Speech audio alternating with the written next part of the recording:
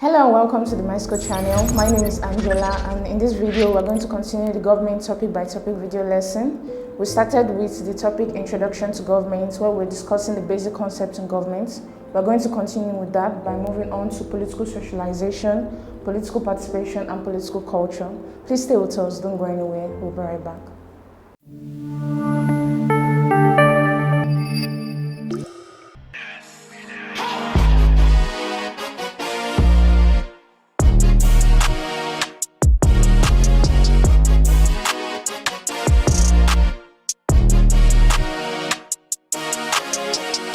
Welcome back to the My School channel. Like I said earlier, we're going to be discussing political socialization, political participation, and political culture. So this is the third video for this topic, so let's dive right into it. Alright, so we're going to begin with the definition of political socialization. Political socialization is the lifelong process of developing political beliefs, values, attitudes, and citizenship education that shapes a person's political behavior.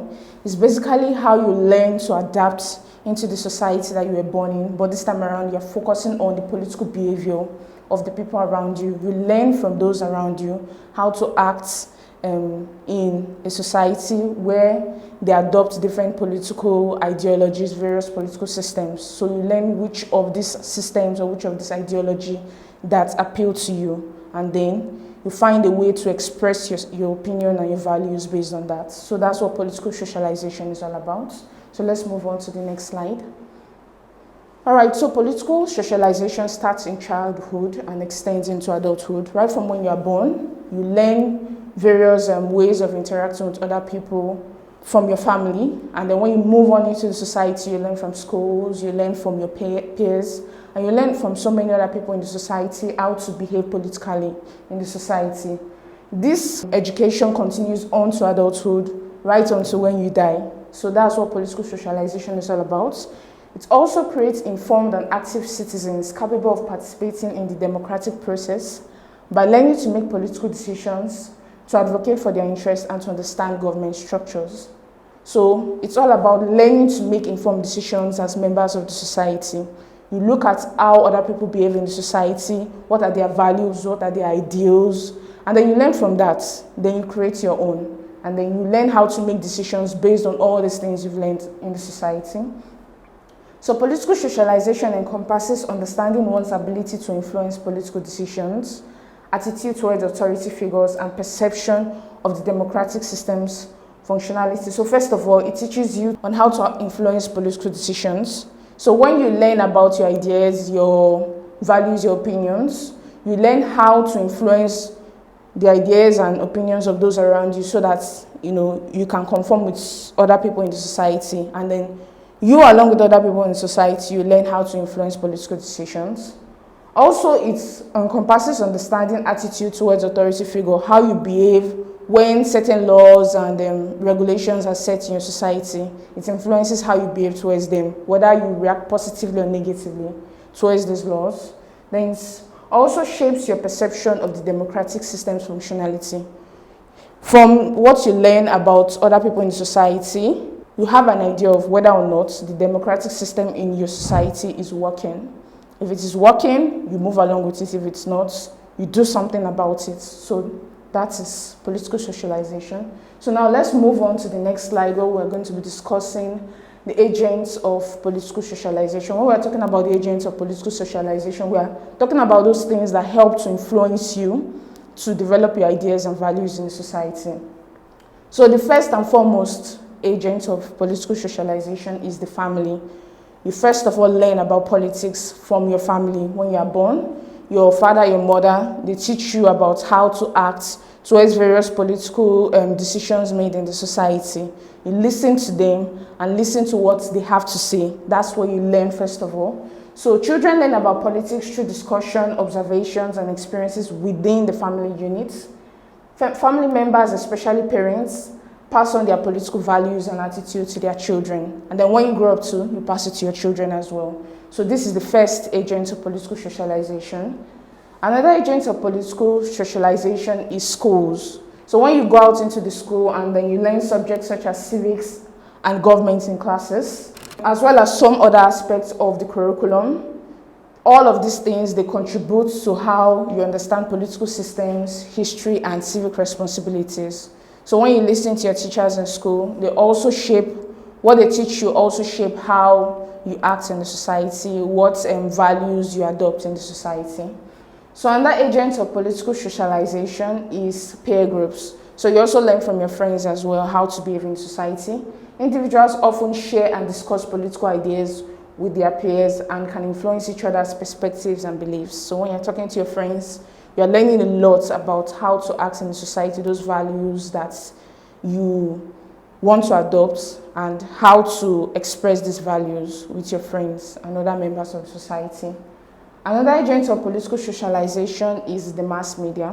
So media outlets shape public opinion by presenting information, framing issues, and influencing the public agenda. So sometimes the way the media, when we're talking about media, we're talking about radio, television, newspaper, social media, all of them. So the way they frame issues influence how we act towards the political decisions that are made in society. So you also learn from them. So they influence the public agenda. Individuals often form their political views based on media exposure. So another agent of political socialization is religious institutions. So we also learn how to act politically in the society from our churches, our mosques. They impart values, beliefs, and norms that influence our political attitudes and behaviors, often shaping our views on issues like morality, social justice, and governance. So based on the laws, the regulations, the ideals that are set up in your various churches, in your various mosques, you learn how, whether or not certain laws and regulations in the society are good for you. So you learn that from the various religious institutions that you belong to. So another agent of political socialization is political parties. Political parties educate their members and other people through their manifesto, their campaign, their rallies. So this helps to stimulate people's political awareness.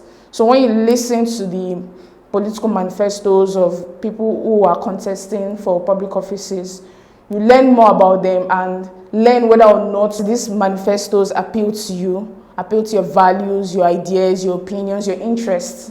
So you learn all of this by listening to political leaders who are contesting for election. Also, when you join various political parties have their ideologies.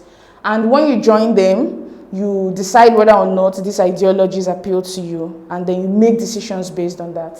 So let's move on to the next agent of political socialization, which is social groups.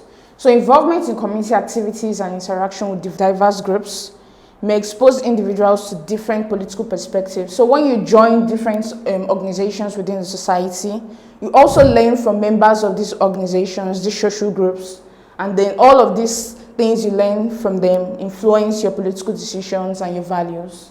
So let's move on to the next one, which is culture. Cultural factors, including traditions, customs, and cultural values, can shape political beliefs. So cultural context may influence how individuals perceive the role of government, authority, and civic responsibility. So based on the culture you were raised up in, it will shape how you react towards certain government decisions, certain government policies, even to the government as a whole. So culture is a very big influence on political socialization. So let's move on to the next one. History is another agent of political socialization. So significant historical events and experiences can have a lasting impact on political socialization. Events such as wars, revolutions, or social movements may shape individuals' political perspectives. So in different countries of the world, so many different wars occurred, and they influenced how people reacted towards other nations of the world and towards the government within their political system. You can see that with all of this, history has an influence on how your political values, your ideas, your interests are framed, and how you make political decisions. So based on the way the government of the past made the different decisions that influenced the citizens in the past regarding certain issues, you can make decisions off of that and use that to inform the way you react to laws and regulations that are made in the present day regarding present day issues. So you can learn from the past and use that to inform the present. So with this, we can see that history is another agent of political socialization. So we've come to the end of the first segment of this video. In the next segment, we are going to move on to political participation, where we are going to discuss the definition and the forms of political participation. Then afterwards, we'll move on to political culture. After that, we're going to discuss various case studies where we're going to discuss how these concepts, political socialization, political participation, and political culture, are played out in various societies of the world. Then after that, we'll move on to standardized questions, where we're going to answer objective and theory questions for your standardized exams, including WAEC and JAMB. I believe this content was enlightening and educative. If you would like to continue on this journey with us, please go down to the link in the description below. Click on it. It will take you to the My School website where you can subscribe to our government topic by topic video lesson and continue with us. Please do not forget to hit the like button, click on the subscribe button, and lastly tap on the notification bell to get informed as soon as we release the next videos.